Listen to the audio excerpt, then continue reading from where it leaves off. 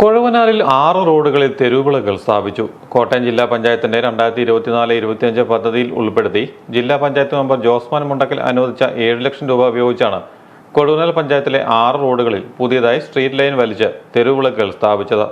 കൊഴുവനാൽ പഞ്ചായത്തിലെ നെടുമ്പുറം കോയിക്കക്കുന്ന്, മധുരപ്പറമ്പ്, ചേർപ്പങ്ങൽ റോഡുകളിലെ പുരയിടങ്ങളിലൂടെയുള്ള ഇലക്ട്രിക് പോസ്റ്റുകൾ റോഡുകളിലൂടെ ആക്കി സ്ട്രീറ്റ് ലൈൻ വലിച്ചും Allunkal, Vallikkattukuzhi, Cheripuram, Chavelil, hill top villa road, Thannikkakunnu, Kariyelakkulam എന്നീ റോഡുകളിൽ നിലവിലുള്ള ഇലക്ട്രിക് പോസ്റ്റുകളിൽ സ്ട്രീറ്റ് ലൈൻ വലിച്ചുമാണ് പദ്ധതി പൂർത്തീകരിച്ചത്.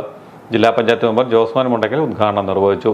യോഗത്തിൽ ഗ്രാമപഞ്ചായത്ത് പ്രസിഡന്റ് ജോസി പൊയ്കയിൽ അധ്യക്ഷത വഹിച്ചു.